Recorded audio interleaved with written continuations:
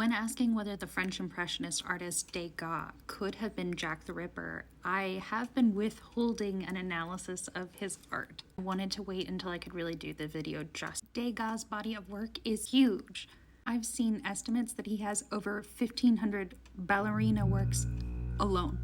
So instead of trying to go over his entire body of work, which I could never ever achieve, I'm going to try and give you my highlight reel, my top 10 list of most disturbing or significant works for somebody who thinks that he could be capable of murder.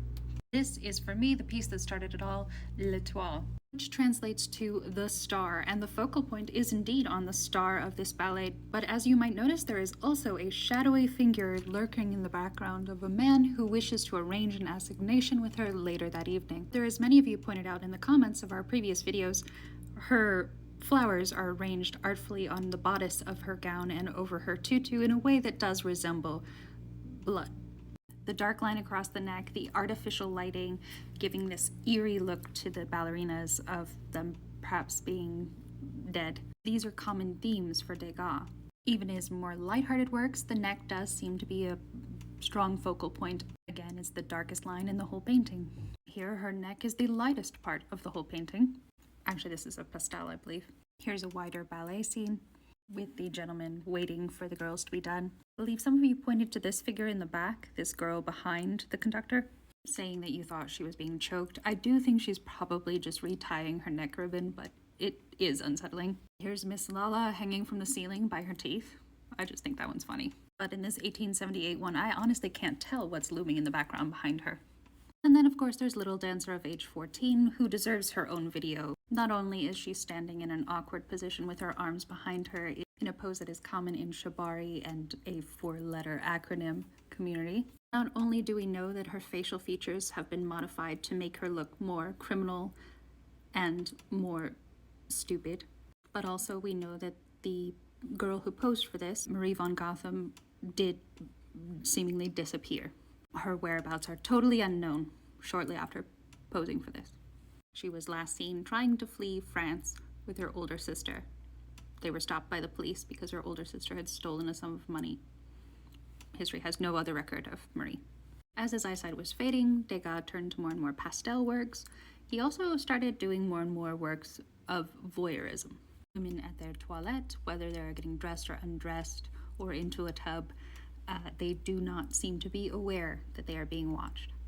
Lots of works like this. This is also his brothel era, where he drew lots of women in brothels. Picasso loved those drawings and collected as many as he could of them. He also did monotypes of those. I think this is one of his monotypes. This is a woman reclining on her bed. I find this vaguely unsettling.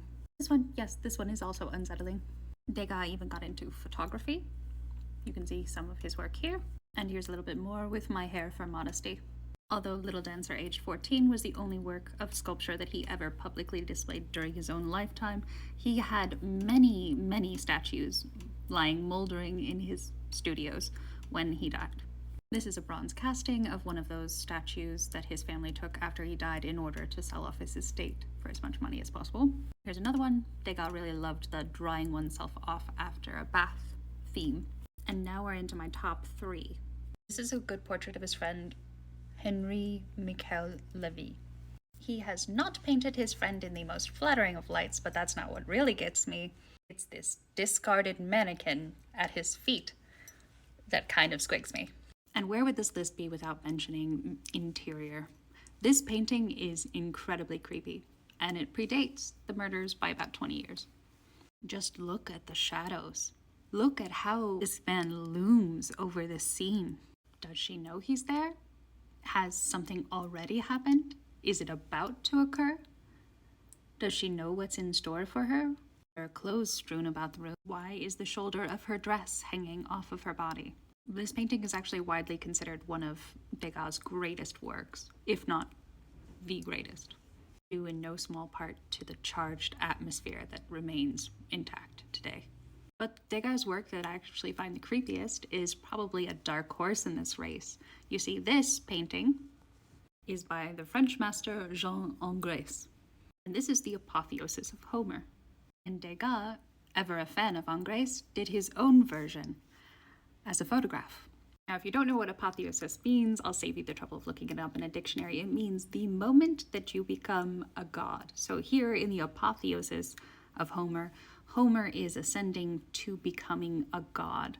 You can see here that victory, or perhaps the universe, is giving him a crown of laurels lifted unto Mount Olympus because he is such a talented artist that he has now ascended into the status of a god.